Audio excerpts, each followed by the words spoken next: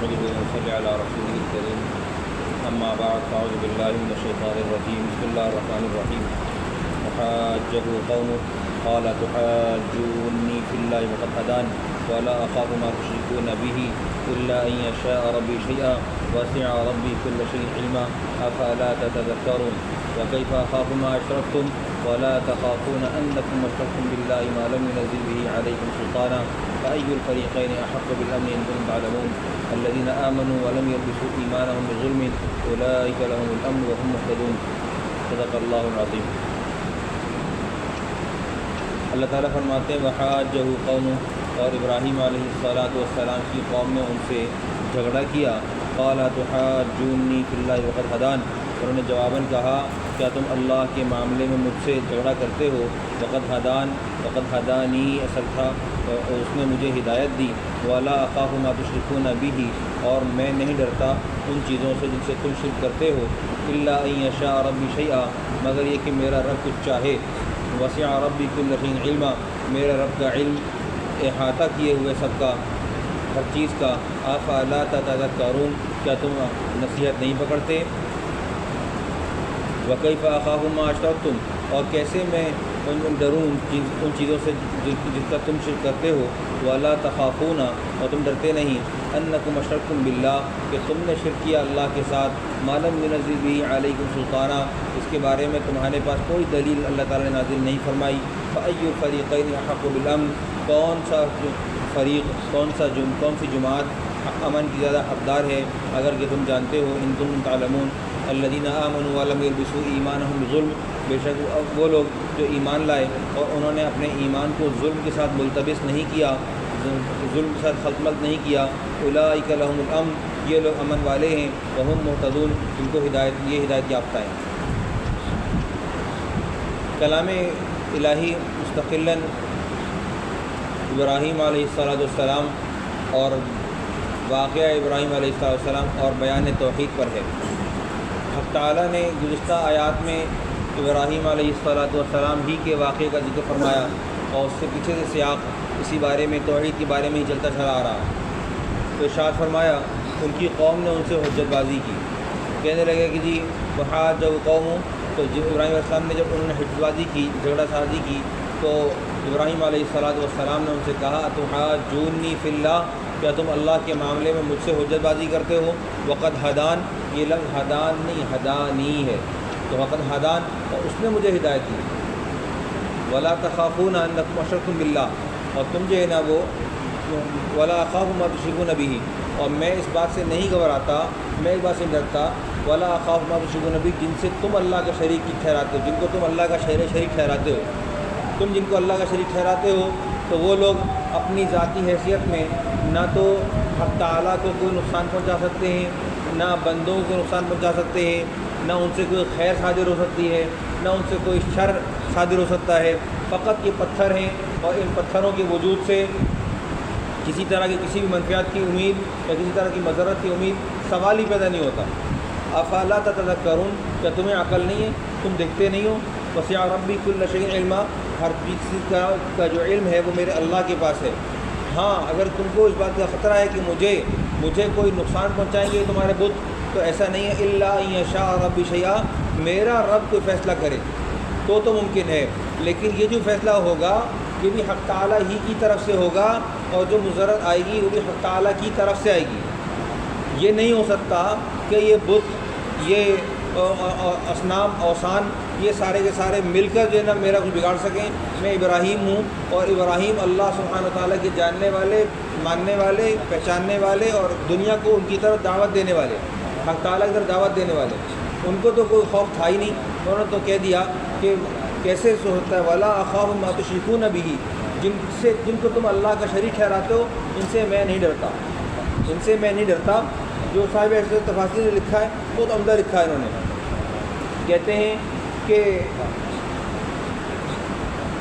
ولا شک کا، ہاں، وترک عبادت ما سوا من الآلہۃ المدعات وہی لم تخلق شیئا، انہوں نے کچھ پیدا نہیں کیا، ولم تنفع، کوئی نفع نہیں دیا، ولم تضر، کوئی نقصان نہیں دیا، ومع هذا فقد هدانی الی معرفتہ، اور اس کے ساتھ ساتھ اللہ نے کیا کیا، مجھے اپنی معرفت کی توحید دی، اپنی معرفت کی طرف ہدایت دی، وتوحیدہ اور اپنی توحید کی طرف مجھ کو معرفت دی، واصبحت علی بینۃ منہ سبحانہ وتعالی، اور میں ایک حال پہ ایسے آ گیا کہ میرے پاس ایک دلیل مستقل موجود ہے کہ حق سبحانہ وتعالی کی ذات اقدس وہ حقیقت ہے اور باقی دنیا ساری فانی ہے۔ تو ارشاد فرمایا ولا شک انہم لما تبرأ من آلہتہم خوفوہ بہا، ابراہیم علیہ السلام نے جب ان کے معبودوں سے برات اختیار کی تو انہوں نے ابراہیم علیہ السلام کو ڈرانے کی کوشش کی، وذکروا لہ انہا قد تصیب مکروہ، اور کہنے لگے کہ جناب آپ کو کوئی ایسی بات پہنچے گی جو کہ آپ کے لیے ناپسندیدہ ہو جائے گی، تکلیف۔ وقال فرد ذلك علیہم قائلا، تو انہوں نے فرد ذلك علیہم قائلا، انہوں نے ان کو جواب دیا یہ کہتے ہوئے ولا اخاف ما تشركون به جن کو من آلہۃ ان تصیبنی باذى، میں ایسے کسی معبود سے نہیں ڈرتا جو مجھے کوئی تکلیف پہنچائے، کیسے ہو سکتا ہے؟ الا ان یشاء ربی شیئا، مگر یہ کہ میرے رب نے کچھ سوچ رکھا ہو، میرے رب نے کچھ چاہا ہو۔ وسع ربی کل شیء علما، میرے رب کا علم وسیع ہے، بہت وسیع ہے۔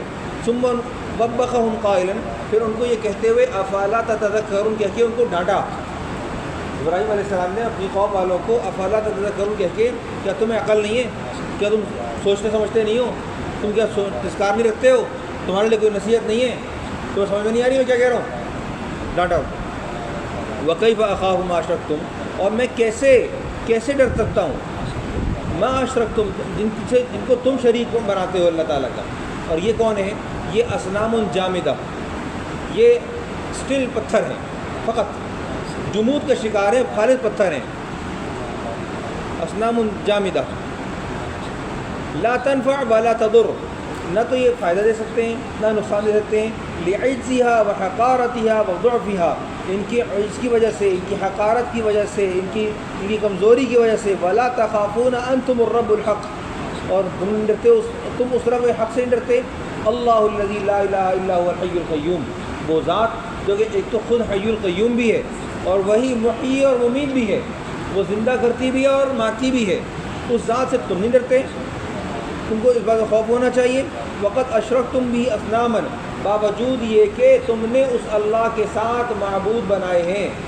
ایک بات یاد رکھیے، مشرک جتنے بھی ہیں یہ سارے کے سارے اللہ تعالیٰ کا انکار نہیں کرتے، اللہ تعالیٰ کا انکار نہیں کرتے، مسئلہ یہ ہے کہ اللہ تعالیٰ کا شریک ٹھہراتے ہیں۔ آگے آئے گا ما کان للہ فهو لشرکائہم وما کان لشرکائہم فلا یصل الی اللہ، جو اللہ کے لیے ہے وہ ان کی شرکاء میں اس میں حصہ دار، شرکاء اس میں حصہ دار ہیں، اور جو اللہ تعالیٰ جو ان کی شرکاء کے لیے ہے تو فلا یصل الی اللہ، وما کان لشرکائہم فلا یصل الی اللہ، جو انہوں نے اپنے شرکاء کے لیے خاص کر رکھا ہے مال و اسباب میں سے، صدقات میں سے، فطرات میں سے، کفارات میں سے، جو کچھ ان کے عقائد کے مطابق تھا، تو وہ مال حق تعالیٰ کو نہیں پہنچتا، ان کو پہنچتا ہے، ان کو شرکاء کو پہنچتا ہے، اور جہاں کہیں اللہ کی بات آتی ہے تو وہ وہاں پر وہ لوگ شریک ہو جاتے ہیں۔ یعنی کہ نعوذ باللہ من ذالک، انداز ایسا ہے ان کا جس سے محسوس ہوتا ہے کہ یہ سمجھتے ہیں اللہ کمزور اور ان کے باطل اوثان، باطل اصنام، باطل معبود سارے کے سارے وہ اللہ کے مقابلے میں طاقتور۔ اگر ان سے پوچھا جائے کہ وَلَئِن سَأَلْتَهُم مَّنْ خَلَقَ السَّمَاوَاتِ وَالْأَرْضَ لَيَقُولُنَّ اللَّهُ، اگر ان سے پوچھا جائے کہ زمین و آسمان کو کس نے پیدا کیا تو کہیں گے اللہ نے، کہیں گے اللہ نے۔ مجھے گزشتہ کل یا پرسوں کسی نے کچھ بھیجا تھا، تو اس میں ایک ہندو عورت ہے، وہ کہتی ہے کہ میں اللہ سے فلاں فلاں کو مانگ رہی ہوں، تو مانگ لیتی نا اپنے معبودوں سے، عاجز آ گئی، تھک گئی، تو پتہ ہے کہ کوئی اور نہیں دے گا، اللہ دے گا۔ تو اللہ تعالیٰ نے فرمایا باوجود یہ کہ معلوم ينزل به علیکم سلطانہ، جبکہ باوجود یہ کہ اس شرک کے بارے میں اللہ تعالیٰ کی طرف سے تمہارے اوپر کوئی بھی سند و دلیل حاضر نہیں ہے، کچھ پیش نہیں ہوا، جو دلیل موجود ہے پوری کائنات اس بات کی شاہد ہے کہ اس کائنات کا چلانے والا ایک اللہ ہے۔ ایک بات سوچ لی جائے، جس کو حق تعالیٰ کے وجود میں شک ہے، اس سے پوچھا جائے کہ کیا تم ننگی تار کو ہاتھ لگا سکتے ہو، تو یہ پہلے یقین کرے گا پیچھے بٹن بند ہے یا نہیں، حالانکہ کرن نظر نہیں آتا، کرن نظر جب تک اسپارک نہیں کرے اس وقت نظر نہیں آتا، جب نظر آئے گا اس وقت جو ہے دھماکہ کر جائے گا، اس سے پہلے نظر نہیں آتا. لیکن اس کو استعمال کرنے کے لیے ایک اندھے آدمی کو بھی یہ یقین ہے کہ اگر تار کھلا ہوا ہوگا تو اگر اس میں کرنٹ ہوا تو میری موت یقینی ہے. دیکھا نہیں ہے؟ تو وہ جو حق تعالیٰ پوری کائنات میں نظر آ رہا ہے، قرآن کریم میں ہے وفی انفسکم افلا تبصرون، تمہارے اپنے اندر میں نشانی ہے، تمہارے اپنے اندر میں نشانی ہے، تم دیکھتے نہیں ہو. انسان دیکھے اپنے وجود میں.